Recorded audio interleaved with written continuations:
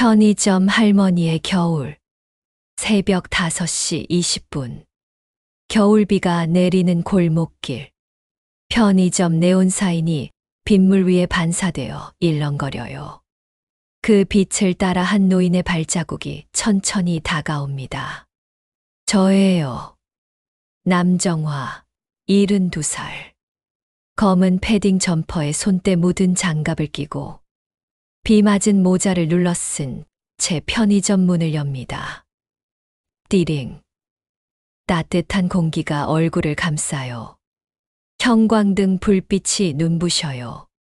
라디오에서는 새벽 음악이 흘러나와요. 안녕하세요. 오늘도 좋은 하루 되세요. 제가 손님에게 인사를 합니다. 72살 편의점 아르바이트생의 인사. 이상하죠? 72살의 편의점 알바라니. 여러분, 안녕하세요. 저는 서울 변두리 작은 원룸에 사는 남정화예요. 72살, 딱 1년 전까지만 해도 40평 단독주택에 살던 할머니였어요. 그런데 지금은요? 6평 원룸에서 혼자 살면서 새벽 편의점에서 일해요. 주 5일 새벽 6시부터 오후 2시까지. 시급 9,860원. 왜 이렇게 됐냐고요? 긴 이야기예요. 아니, 사실은 짧은 이야기일 수도 있어요. 남편이 죽고, 자식들이 싸우고, 저는 모든 걸 놓아버렸어요. 그리고 여기 왔어요. 이 작은 편의점에. 그런데 이상한 일이 생겼어요. 이 좁은 원룸이, 이 시끄러운 편의점이 40평 단독주택보다 더 제 집 같았어요. 왜 그럴까요? 제 이야기를 들어보실래요? 그런데 이야기 시작하기 전에 구독과 좋아요 눌러주셨나요? 여러분의 작은 관심 하나하나가 저 같은 사람들에게는 큰 힘이 되거든요. 자, 그럼 시작할게요. 1년 전 그날부터 2023년 11월 15일 남편 장석훈이 세상을 떠난 지 49일째 되는 날이었어요. 단독주택 거실에 자식들이 모였어요. 장남 현우, 딸 수진, 그리고 막내 아들 민준. 테이블 위에는 부동산 등기부등본과 통장 사본들이 놓여 있었어요. 남편이 평생 모은 재산이었어요. 단독주택 시세 8억, 예금 1억 2천만 원, 주식 5천만 원, 합계 9억 7천만 원. 많은 돈이에요. 평생을 모은 돈이에요. 그런데 그날 그 거실에서 펼쳐진 건 사랑이 아니었어요. 추모가 아니었어요. 전쟁이었어요. 형은 아버지한테 생전에 사업 자금 3천만 원 받았잖아. 막내 민준이가 먼저 포문을 열었어요. 그 순간 공기가 얼어붙었어요. 저는 그 말이 나올 줄 알았어요. 언젠가는 나올 말이었죠. 그게 지금 무슨 상관이야. 그건 20년 전 일이고. 현우의 얼굴이 빨개졌어요. 상관 있지. 그럼 그것도 계산해야지. 공평하게. 공평. 내가 공평을 운운해. 야, 네 대학 등록금은 누가 다 댔어? 4년 내내 한 푼도 안 보태고 다 우리 부모님이 내셨잖아. 그것도 다 계산할 거야? 그건 자식 교육비잖아. 사업 자금이랑 똑같아. 뭐가 달라? 돈은 돈이지. 형제들의 목소리가 점점 높아졌어요. 저는 가만히 앉아서 그 광경을 봤어요. 제가 낳고 키운 아들들이 서로 고함을 지르고 있었어요. 돈 때문에 형제가 원수가 되어가고 있었어요. 그리고 수진이 민준이가 수진이를 가리켰어요. 너는 결혼할 때 전세금 5천만 원, 예식 비용 2천만 원, 살림 장만 비용 1천만 원. 총 8천만 원 받았어. 나는 알고 있어. 오빠. 그건. 수진이의 목소리가 떨렸어요. 그건 뭐야? 딸이라서 딸이면 더 받아도 돼. 민준아, 수진이 결혼할 때랑 내가 결혼할 때랑 물가가 달랐잖아. 현우가 끼어들었어요. 물가가 달라. 그게 8천만 원이나 차이나. 그리고 너는 신혼집 월세를 2년 동안 아버지가 대주셨잖아. 그것도 계산 안 해? 그건 우리가 어려울 때. 삼남매의 목소리가 뒤엉켰어요. 저는 그저 앉아서 바라봤어요. 아무 말도 하지 않았어요. 할 수 있는 말이 없었어요. 그리고 깨달았어요. 아, 내가 이 자식들에게 뭐였을까? 평생을 이 아이들을 위해 살았는데, 기저귀 갈아주고, 밤새 열 재주고, 학교 보내주고, 결혼시켜주고, 그렇게 키운 아이들이 지금 제 앞에서 계산기를 두드리고 있었어요. 형제들의 목소리가 높아졌어요. 수진이가 끼어들었어요. 오빠들, 제발 좀 그만해. 엄마 앞에서. 수진이 너도 결혼할 때 전세금 5천만 원 받았잖아. 그건 딸이니까. 딸이면 뭐가 달라? 다 똑같은 자식이지. 저는 그 자리에 앉아 있었어요. 말없이 49제도 채 안 끝난 남편의 빈자리를 바라보며 자식들은 계산기를 두드렸어요. 누가 얼마를 받았고 누가 더 받아야 하고. 엄마 생각은 어떠세요? 한참 만에 현우가 저를 쳐다봤어요. 엄마 생각. 저는 웃었어요. 쓸쓸하게. 너희가 엄마 생각을 묻는 건 처음이구나. 엄마, 무슨 말씀을. 아니야. 괜찮아. 너희끼리 잘 나눠라. 엄마는 상관없어. 그럼 이 집은 어떻게 할까요? 엄마 혼자 살기엔 너무 크잖아요. 현우의 말이었어요. 너무 크다는 말 속에 숨겨진 의미를 저는 알아요. 팔아서 나누자는 뜻이었죠. 그리고 솔직히 엄마 혼자 관리하시기도 힘드실 거고. 형 말이 맞아요. 엄마, 작은 아파트로 옮기시는 게 어때요? 관리도 편하고. 자식들은 저를 걱정하는 척 했지만 사실은 이 집을 팔아서 돈으로 나누고 싶어 했어요. 그날 밤 저는 혼자 남았어요. 40년을 살았던 이 집에서. 남편과 함께 자식들을 키우고 명절마다 온 가족이 모이던 이 집에서 거실을 걸어 다니며 생각했어요. 창가 쪽 벽에는 아이들 키 재던 연필 자국이 아직도 희미하게 남아 있어요. 현우 8살, 120cm. 수진 6살, 110cm. 민준 5살, 105cm. 부엌 타일에는 수진이가 어렸을 때 떨어뜨린 그릇 자국이 있어요. 안방 옷장 손잡이는 현우가 초등학교 때 매달려서 부러진 거예요. 작은 방 벽지에는 민준이가 크레파스로 그린 낙서가 아직도 보여요. 추억이 가득한 집이에요. 제 인생이 담긴 집이에요. 그런데 자식들에게 이 집은 뭐였을까요? 8억짜리 부동산이었어요. 나눠야 할 재산이었어요. 그날 밤 저는 잠을 이룰 수 없었어요. 남편의 빈자리가 더 크게 느껴졌어요. 여보, 당신이 이렇게 평생 일해서 모은 돈이 결국 애들 싸움거리가 됐어요. 당신이 그렇게 사랑하던 애들이 당신 무덤 앞에서 돈 계산을 하고 있어요. 눈물이 났어요. 하지만 소리내어 울지는 않았어요. 자식들이 또 걱정할까봐.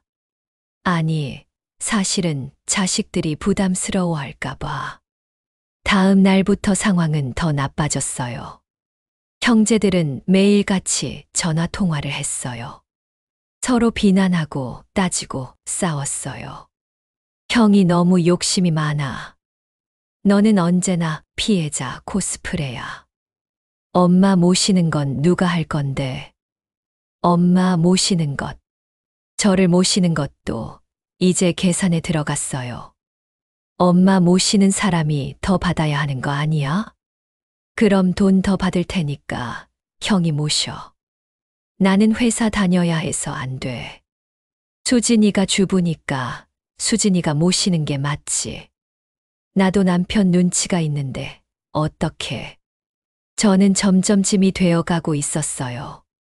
모셔야 할 짐. 부담스러운 존재.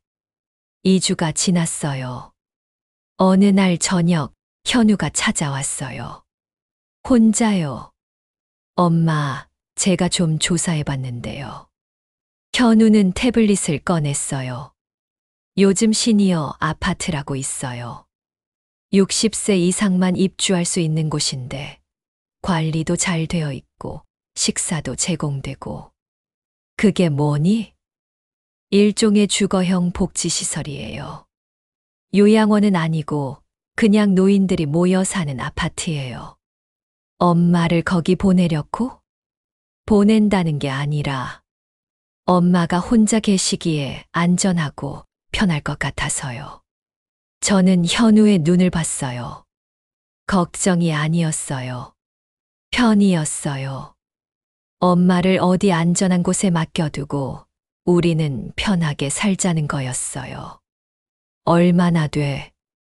월 150만 원 정도요. 시식비 포함이에요. 그 돈은 누가 내는데? 그건 엄마 연금이 있으시잖아요. 거기에 우리가 조금씩 보태면. 연금. 제 국민연금은 월 42만 원이에요. 남편 유족연금 포함해서 78만 원. 150만 원에는 턱없이 모자라죠. 나머지는 너희가 낸다는 거지. 네. 3남매가 나눠서 내면 한 사람당 24만 원 정도예요. 현우는 이미 다 계산해 놨어요. 엄마 모시는 비용까지. 그러면 이 집은 파는 게 나을 것 같아요. 관리비도 나가고 엄마 혼자 계시기엔 너무 크고. 그래서 팔아서 너희끼리 나누자는 거지. 현우가 잠시 말을 멈췄어요. 엄마, 그게 아니라. 알아. 다 알아. 괜찮아. 제가 조용히 말했어요. 엄마가 결정할게. 조금만 시간을 줘. 현우가 돌아간 후 저는 오랫동안 거실에 앉아 있었어요. 시계 초침 소리만 들리는 조용한 집. 40년을 살았던 이 집. 그런데 이제 이 집은 제 집이 아니었어요. 자식들의 재산 목록 중 하나가 되어버렸어요. 그날 밤 저는 결심했어요. 모든 걸 정리하자. 자식들에게 짐이 되지 말자. 시니어 아파트 같은 데 들어가서 자식들 눈치 보며 살지 말자. 진짜 혼자 살아보자. 72년을 살면서 단 한 번도 해보지 못한 것. 오롯이 나만을 위한 삶. 3일 후 저는 자식들을 불렀어요. 엄마가 결정했어. 세 남매가 긴장한 표정으로 저를 봤어요. 이 집 팔을 거야. 그리고 재산은 너희 셋이 똑같이 나눠. 엄마는요? 엄마는 따로 살 거야. 시니어 아파트 말씀이세요? 아니, 그냥 원룸이나 하나 얻어서 혼자 살 거야. 원룸이요? 엄마가요?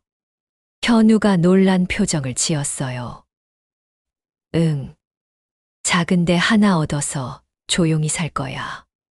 그리고 너희는 엄마 걱정하지 마. 엄마 알아서 살게. 하지만 생활비는 어떻게? 엄마 연금 있잖아. 그것도 모자라면 일이라도 할 거야. 일요? 엄마가 72살인데 무슨 일을? 72살이면 일 못해. 요즘 70대는 아직 젊어. 엄마, 그게 아니라. 수진이가 눈물을 글썽이며 말했어요. 엄마, 저희가 모실게요. 저희 집으로 오세요. 아니야. 괜찮아. 엄마를 어떻게 혼자가 편해. 진심이야. 저는 단호하게 말했어요. 너희끼리 싸우는 것도 보기 싫고, 너희한테 짐 되는 것도 싫어. 그냥 엄마는 엄마대로 살게. 엄마, 이 집 팔면 8억 정도 나올 거야. 너희 셋이서 2억 6천만 원씩 나눠. 예금이랑 주식도 똑같이 나눠. 그럼 엄마 몫은요? 엄마는 필요 없어. 너희가 다 가져. 그럴 수는 없죠. 현우가 소리쳤어요. 엄마 재산인데 어떻게 우리가 다 가져요? 엄마가 주는 거야. 엄마 마음이야. 하지만 됐어. 그렇게 하자. 엄마 결정이야. 저는 그렇게 선언했어요. 자식들은 어리둥절한 표정이었어요. 반대해야 할지 받아들여야 할지 몰라 했어요. 결국 제 뜻대로 됐어요. 집은 한 달 만에 팔렸어요. 8억 2천만 원. 예금과 주식까지 합쳐서 총 9억 9천만 원. 정확히 3등분해서 자식들에게 나눠줬어요. 한 사람당 3억 3천만 원. 엄마, 정말 괜찮으세요? 수진이가 마지막까지 걱정했어요. 괜찮아. 엄마는 연금 있고 건강하니까. 그렇게 저는 40년을 살았던 집을 떠났어요. 이사 날 마지막으로 빈 집을 둘러봤어요. 아무것도 없는 거실. 텅 빈 방들. 추억만 남은 공간. 잘 있어. 조용히 작별 인사를 했어요. 그리고 원룸으로 갔어요. 역세권에서 조금 떨어진 낡은 건물의 3층.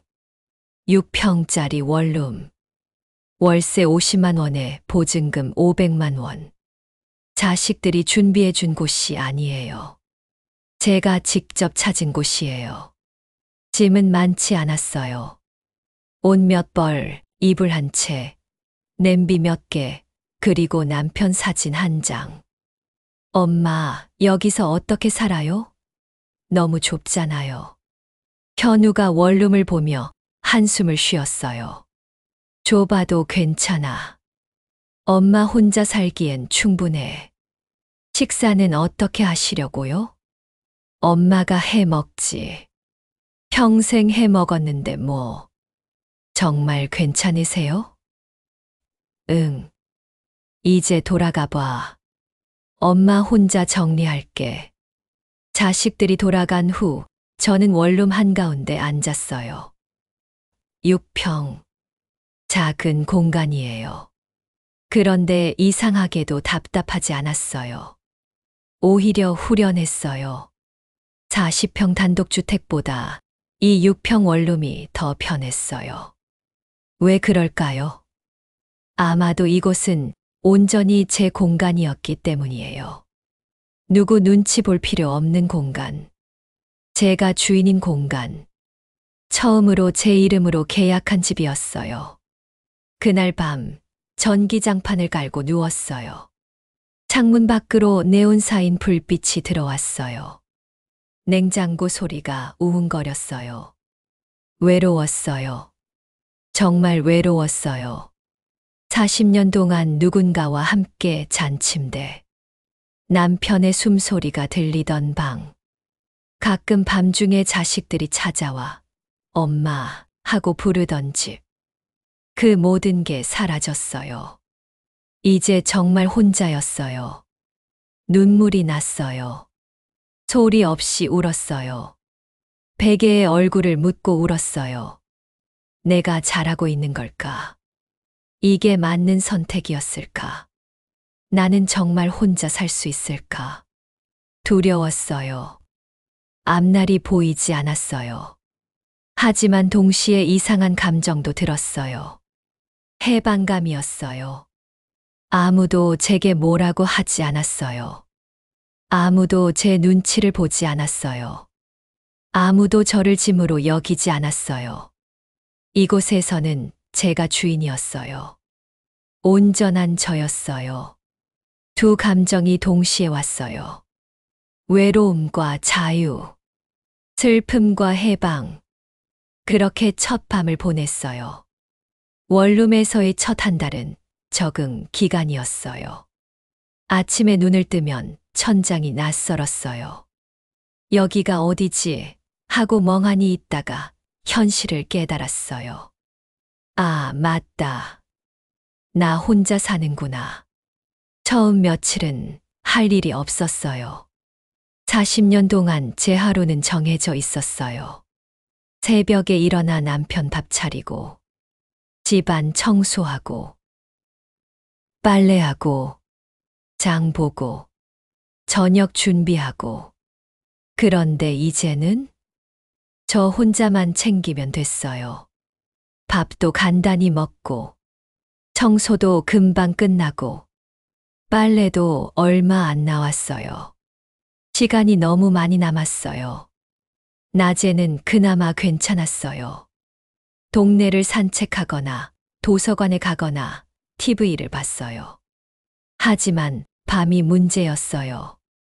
밤 9시만 되면 정막이 밀려왔어요. 냉장고 소리, 옆집 발소리, 창밖차 소리만 들렸어요. 휴대폰을 들었다 놨다 했어요. 자식들에게 전화하고 싶었지만 참았어요. 괜히 걱정시키지 말자. 나 혼자 잘 살 수 있다고 했잖아. 그렇게 한 달이 지났어요. 연금날이 됐어요. 통장에 78만 원이 들어왔어요. 월세 50만 원. 전기세, 가스비, 통신비 15만 원. 식비 20만 원. 계산해 보니 빠듯했어요. 아니, 모자랐어요. 이대로는 안 되겠다. 저는 결심했어요. 일을 해야겠다고. 처음에는 무슨 일을 해야 할지 몰랐어요. 72살 할머니를 어디서 고용하겠어요? 그러다가 편의점 아르바이트 공고를 봤어요. 새벽 근무자 구함. 시간 오전 6시 오후 2시. 연령 무관. 연령 무관. 그 세 글자가 눈에 들어왔어요. 해볼까? 무섭기도 했지만 한편으로는 설레기도 했어요. 72년을 살면서 제대로 된 직장 생활을 해본 적이 없었거든요. 결혼 전에 잠깐 공장에서 일한 적은 있지만 그것도 50년 전 이야기예요. 다음 날 편의점에 갔어요. 저 알바 구인 공고 보고 왔는데요. 30대 초반으로 보이는 점장님이 저를 위아래로 훑어봤어요. 연세가 어떻게 되세요? 72살입니다. 아, 점장님이 난처한 표정을 지었어요. 솔직히 말씀드리면 새벽 근무가 체력적으로 좀 힘드실 수도 있어서. 괜찮아요. 저 건강해요. 아픈데 하나 없어요. 그래도 제발 한 번만 기회를 주세요. 일주일만이라도 해보고 제가 못하면 그만둘게요. 저는 간절하게 부탁했어요. 점장님이 한참을 고민하더니 한숨을 쉬었어요. 알겠습니다. 일주일만 해보시죠. 대신 힘드시면 말씀하세요. 감사합니다. 그렇게 저는 편의점 아르바이트를 시작했어요. 첫 출근 날, 새벽 5시 40분. 알람이 울렸어요. 어둠 속에서 일어나 옷을 입었어요. 검은 패딩, 낡은 청바지, 운동화. 밖은 추웠어요. 겨울바람이 뺨을 때렸어요. 걸어서 10분 거리의 편의점. 불이 환하게 켜져 있었어요. 띠링. 문을 열고 들어가니 따뜻했어요. 오셨어요? 오늘부터 같이 일하실 분이죠. 전날 밤 근무를 서던 20대 청년이 반갑게 인사했어요. 네, 안녕하세요. 업무는 어렵지 않아요. 계산대 앉아서 손님 계산해 드리고, 물건 정리하고, 청소하고. 제가 가르쳐 드릴게요. 업무 인수인계를 봤는데 생각보다 복잡했어요. 바코드 스캔, 카드 결제, 택배 접수, 담배 진열, 유통기한 체크. 머리가 복잡했어요. 내가 할 수 있을까? 하지만 포기할 수 없었어요. 해야만 했어요. 첫 손님이 들어왔어요. 출근하는 직장인으로 보이는 30대 남자. 커피 한 잔이요. 네, 잠시만요. 손이 떨렸어요. 커피 기계를 작동시키는데 버튼이 헷갈렸어요. 어디를 눌러야 하지? 땀이 났어요. 72년을 살면서 커피 기계를 처음 만져봤어요. 뜨거운 거요. 차가운 거요. 아이스요. 네. 겨우 버튼을 찾아서 눌렀어요. 커피가 쏟아져 나왔어요. 손님은 짜증내지 않고 기다려줬어요. 감사합니다. 손님이 나간 후 저는 한숨을 쉬었어요. 이걸 내가 할 수 있을까? 하지만 포기할 수 없었어요. 해야만 했어요. 두 번째 손님, 세 번째 손님, 네 번째 손님. 점점 익숙해졌어요. 손이 덜 떨렸어요. 버튼 위치도 외워졌어요. 잘 부탁드립니다. 청년이 인계를 마치고 퇴근했어요. 이제 저 혼자예요. 72살 할머니 혼자서 편의점을 지켜야 해요. 띠링. 또 손님이 들어왔어요. 중학생 정도 되어 보이는 아이가 컵라면을 들고 왔어요. 2,300원입니다. 카드요. 바코드를 찍고 카드 단말기에 대는데 손이 떨렸어요. 이게 맞나? 제대로 된 건가? 승인되었습니다. 감사합니다. 휴, 다행이에요. 그렇게 첫 근무가 시작됐어요. 오전 내내 손님들이 왔다 갔다 했어요. 출근하는 사람들, 등교하는 학생들, 택배 기사님들. 계산대에 앉아서 감사합니다. 안녕히 가세요를 수없이 반복했어요. 점심시간이 되니 도시락을 사러 오는 사람들이 많았어요. 빠르게 계산하고 데워달라는 요청도 받고 젓가락도 챙겨주고 분주했어요. 정신없었어요. 그런데 이상했어요. 힘든데 즐거웠어요. 누군가와 말을 주고받고 미소를 짓고 감사합니다라는 말을 듣고 외롭지 않았어요. 오후 2시. 다음 근무자가 왔어요. 수고하셨어요. 네, 고생하세요. 퇴근하는 길. 온몸이 피곤했어요. 다리도 아프고 어깨도 결리고. 하지만 기분이 좋았어요. 오랜만에 느껴보는 뿌듯함이었어요. 나도 할 수 있네. 원룸으로 돌아와 침대에 누웠어요. 그리고 골아 떨어졌어요.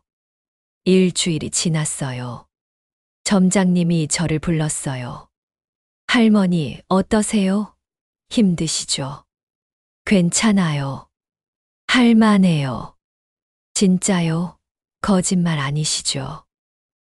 네. 정말요. 점장님이 웃었어요. 그럼 계속 하시겠어요?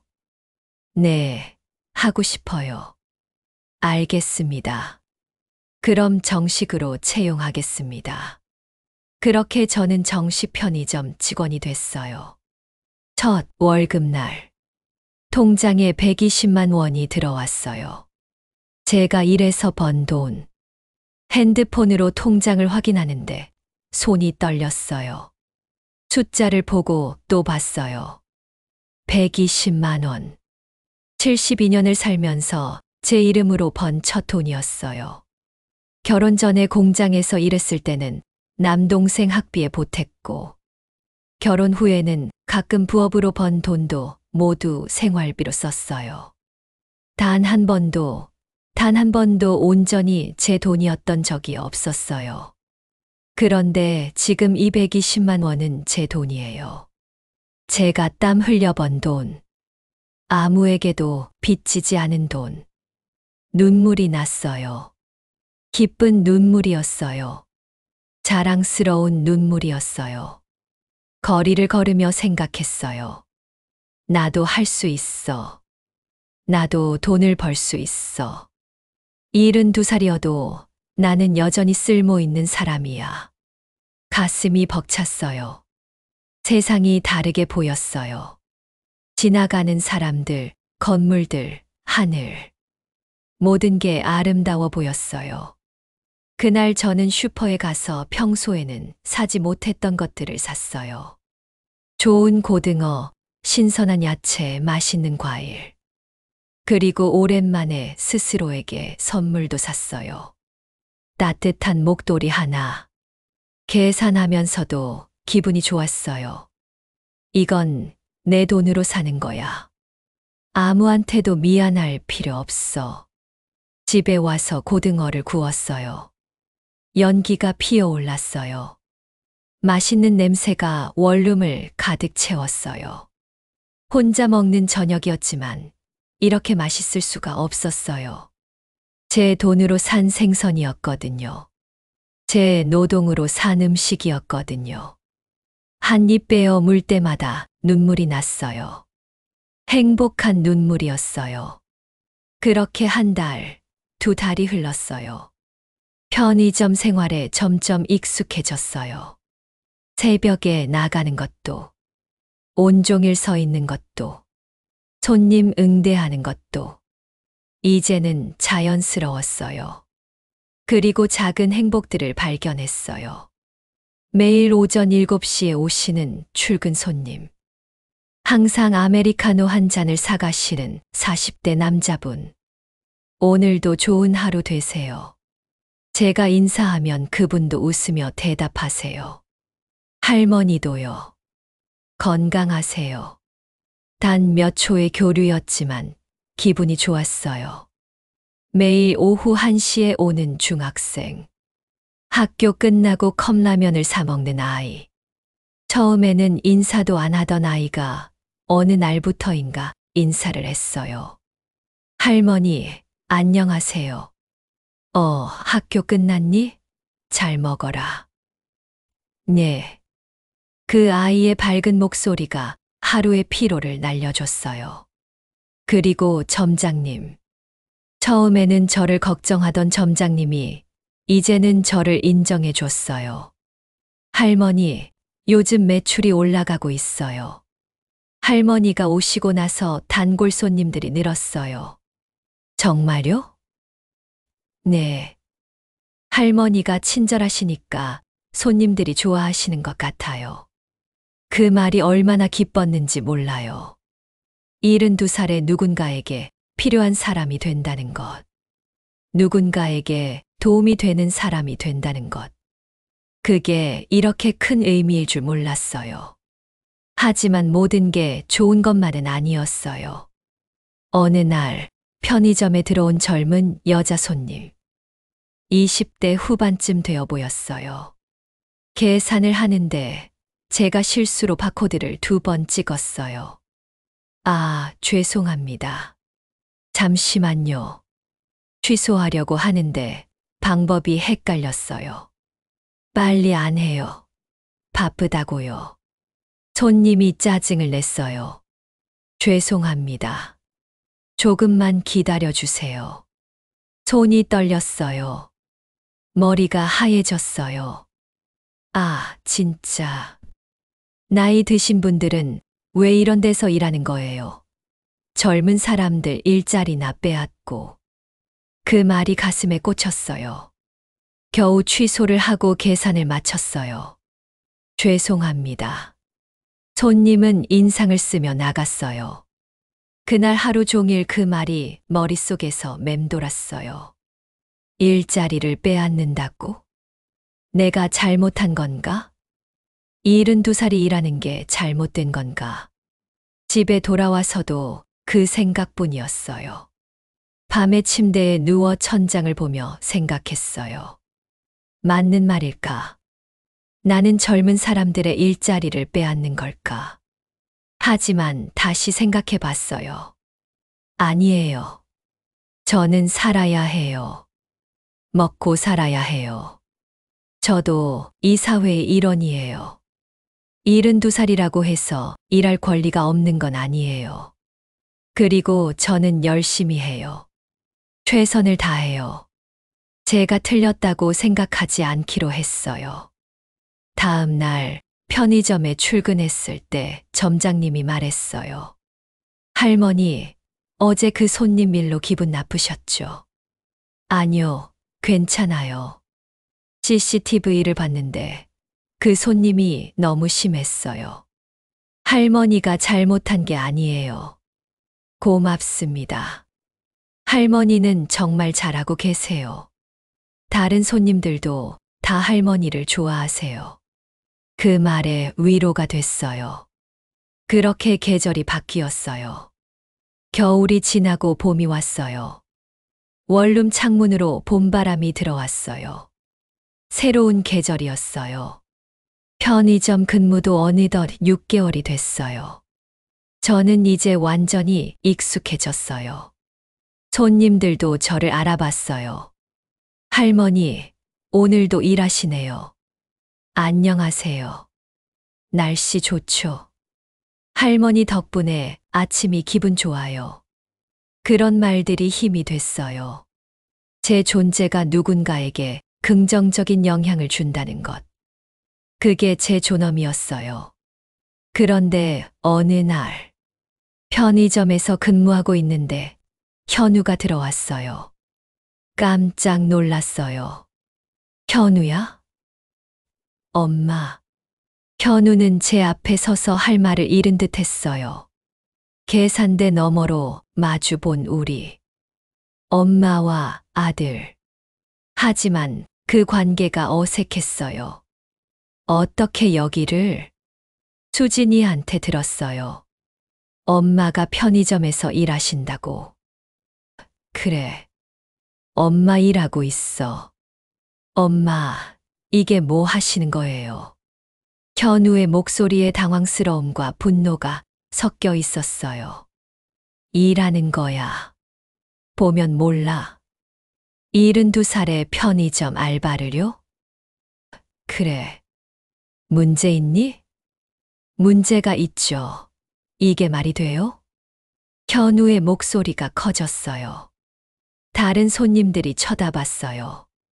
현우야, 여기서 그러지 마. 나 일하는 중이야. 엄마를 이렇게 만든 게 누구예요? 왜 우리한테 말 안 하셨어요? 말해서 뭐해? 너희가 도와줄 거야. 당연하죠. 그래, 그럼 생활비 보태줄래? 현우가 말을 멈췄어요. 그것도 아니면서 뭐가 당연해? 엄마. 현우야, 엄마는 괜찮아. 일하는 거 좋아. 돈도 벌고 사람들도 만나고. 좋을 리가 없잖아요. 왜? 72살은 일하면 안 돼. 그게 아니라. 그럼 뭔데? 현우가 한참을 말없이 서 있다가 작은 소리로 말했어요. 창피해요. 그 한마디. 창피하다고. 엄마가 편의점에서 일하는 게 창피하다고. 가슴이 무너지는 것 같았어요. 심장이 얼어붙는 것 같았어요. 72년을 살면서 들어본 말 중에 가장 아픈 말이었어요. 남편한테 당신 때문에 힘들어라는 말을 들었을 때보다, 시어머니한테 며느리 복이 없네라는 말을 들었을 때보다 더 아팠어요. 제가 낳고 키운 아들이 제게 한 말이었으니까요. 창피하구나. 제가 조용히 말했어요. 목소리가 떨렸어요. 엄마가 일하는 게 창피한 거구나. 엄마, 그게 아니라. 뭐가 창피한 거니? 엄마가 72살이라서 편의점에서 일해서 계산대에 앉아 있었어.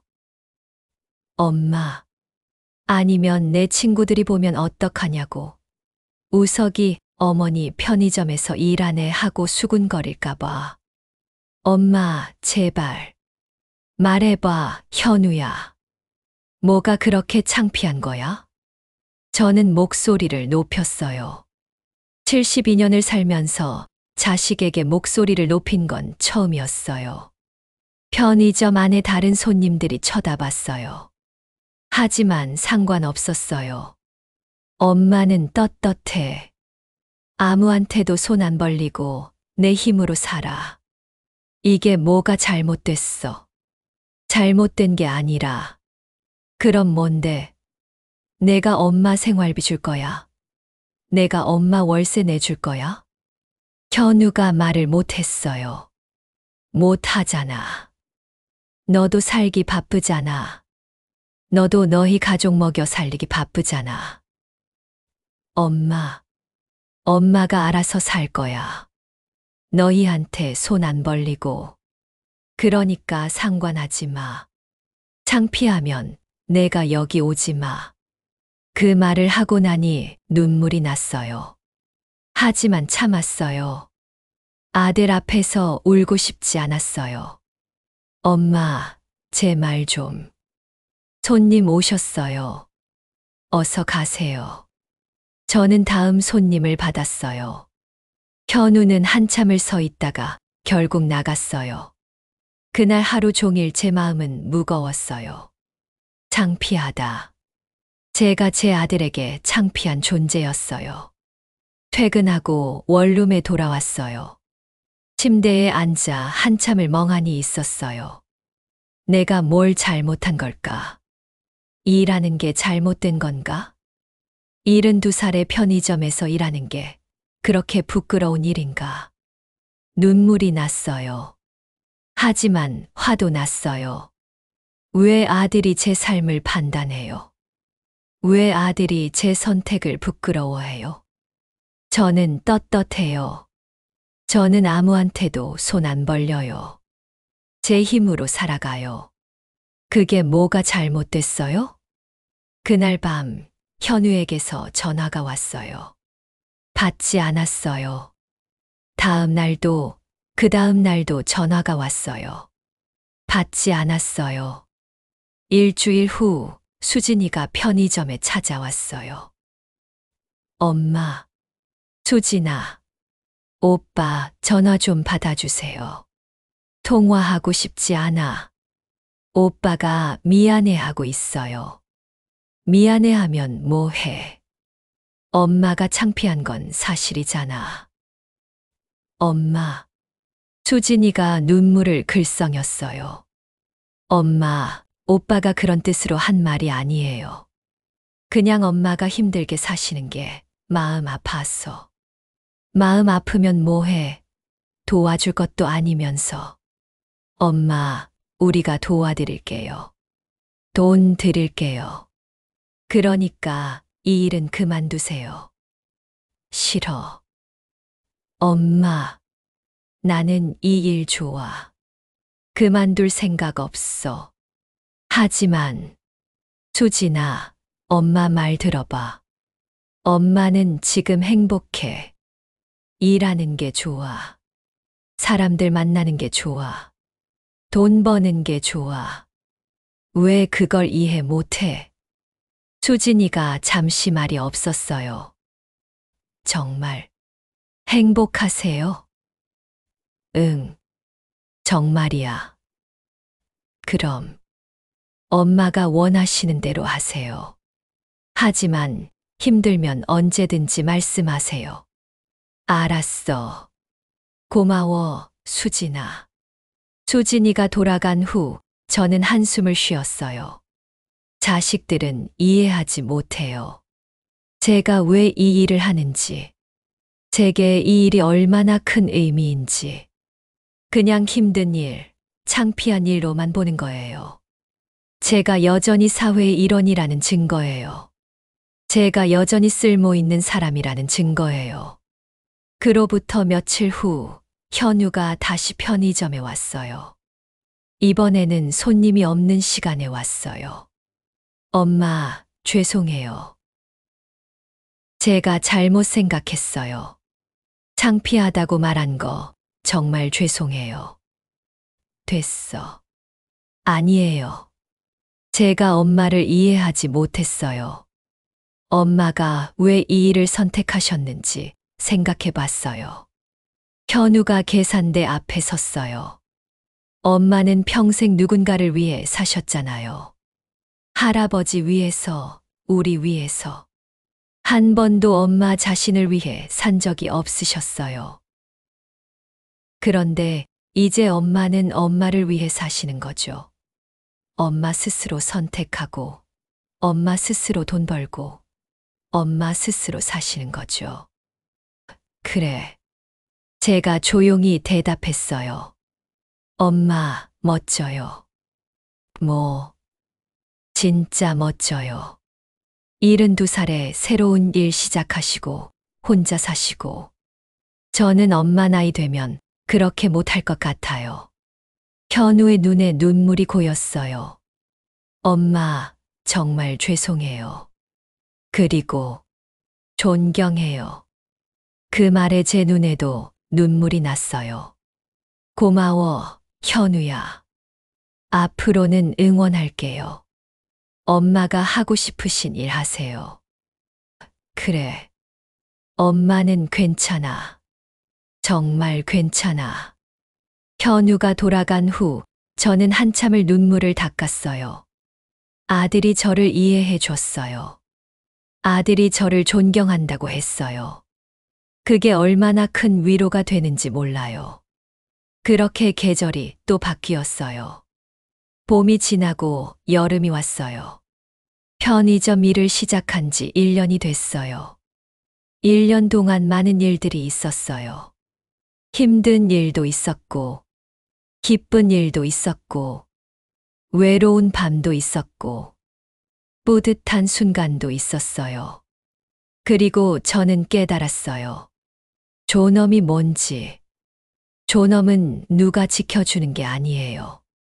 스스로 지켜내는 거예요. 72살이라고 해서, 혼자 산다고 해서, 편의점에서 일한다고 해서 존엄이 없는 게 아니에요.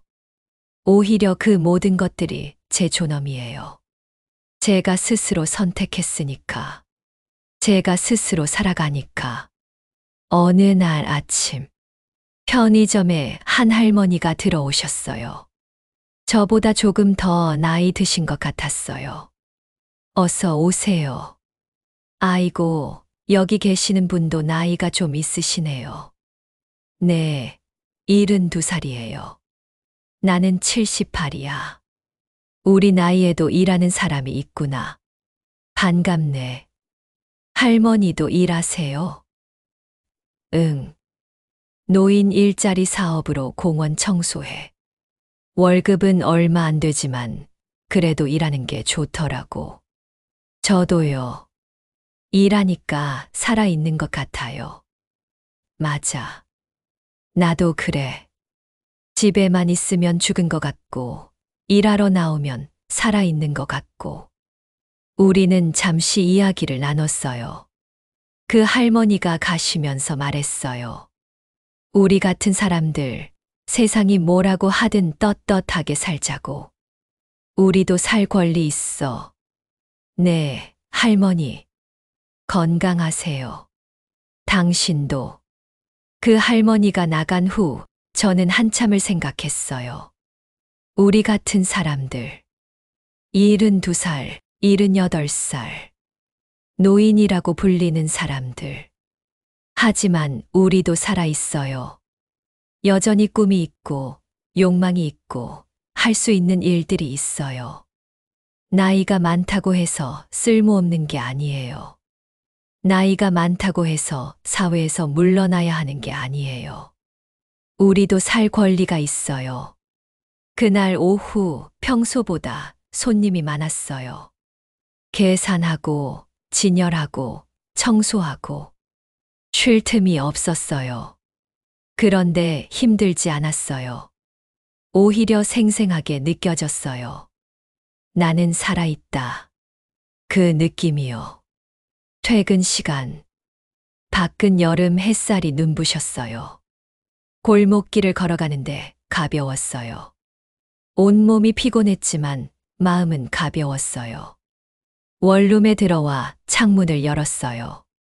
바람이 들어왔어요. 라디오를 켰어요. 음악이 흘러나왔어요. 작은 원룸이지만 제 공간이에요. 아무도 간섭하지 않는 제 공간. 냉장고를 열었어요. 제가 번 돈으로 산 음식들이 있어요. 요리를 시작했어요. 제가 먹고 싶은 걸 만들었어요.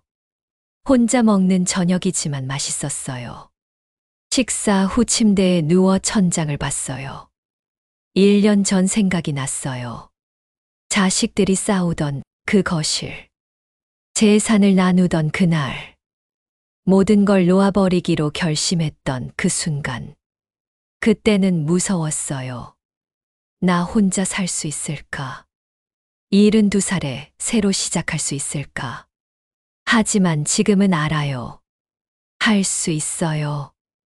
나이는 숫자일 뿐이에요. 중요한 건 마음이에요. 포기하지 않는 마음. 살아가겠다는 의지. 그게 있으면 뭐든 할 수 있어요. 핸드폰이 울렸어요. 수진이었어요.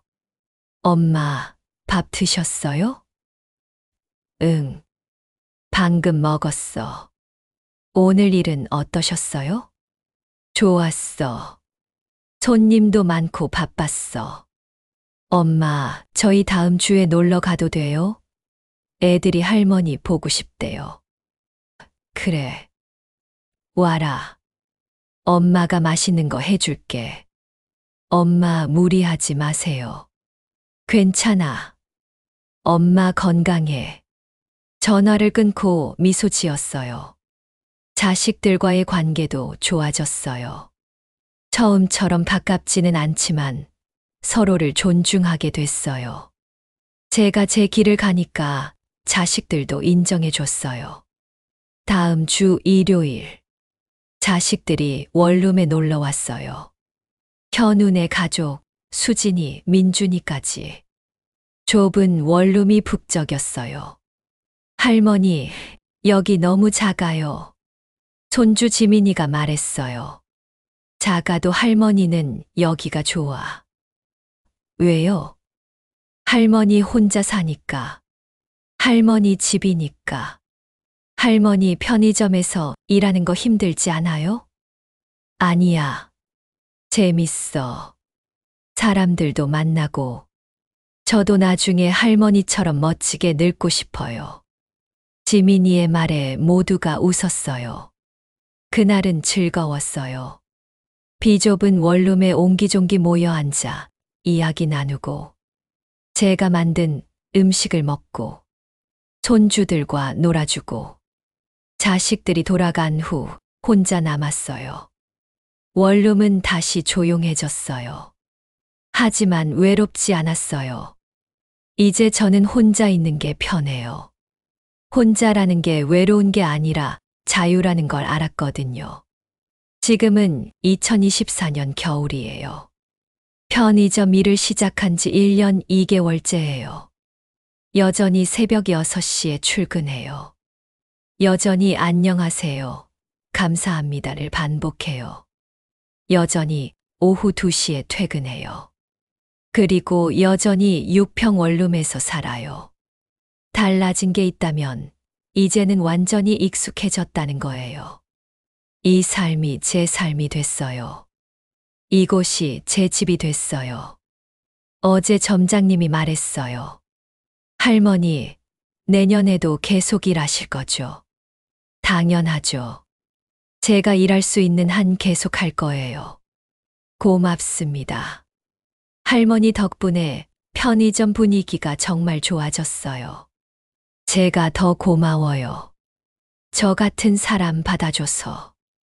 무슨 말씀을요? 할머니가 우리 편의점 최고 직원이에요. 그 말이 얼마나 기쁜지 몰라요. 73살. 제 나이예요. 하지만 나이는 중요하지 않아요. 중요한 건 제가 여전히 일하고 있다는 거예요. 제가 여전히 필요한 사람이라는 거예요. 제가 여전히 존엄하게 살고 있다는 거예요. 가끔 생각해요. 만약 1년 전으로 돌아간다면 다시 이 선택을 할까? 답은 예스예요. 후회 없어요. 자식들에게 재산을 다 나눠준 것도, 혼자 원룸에서 사는 것도, 편의점에서 일하는 것도 모두 제 선택이었고 제 결정이었어요. 그리고 이 모든 것이 제 존엄이에요. 오늘도 새벽 5시 40분에 일어났어요. 옷을 입고 모자를 쓰고 밖으로 나갔어요. 겨울바람이 불었어요. 하지만 춥지 않았어요. 편의점 불빛이 보였어요. 따뜻한 불빛이었어요. 띠링. 문을 열고 들어갔어요. 안녕하세요. 오늘도 좋은 하루 되세요. 제 인사가 편의점에 울려 퍼졌어요. 73살 편의점 할머니의 인사. 떳떳한 인사였어요. 여러분, 혹시 비슷한 상황에 계신가요? 나이 들어서 어떻게 살아야 할지 고민하고 계신가요? 자식들에게 짐이 될까봐 두려우신가요? 저는 말하고 싶어요. 나이는 숫자일 뿐이에요. 중요한 건 당신의 마음이에요. 스스로 선택하세요. 스스로 결정하세요. 스스로 살아가세요. 저는 72살에 모든 걸 잃었어요. 집도, 재산도, 익숙했던 삶도. 하지만 동시에 모든 걸 얻었어요. 자유를, 존엄을, 그리고 진짜 저 자신을. 6평 원룸이 40평 단독주택보다 넓게 느껴져요. 왜냐하면 여기는 온전히 제 공간이니까요. 편의점 계산대가 어떤 자리보다 떳떳해요.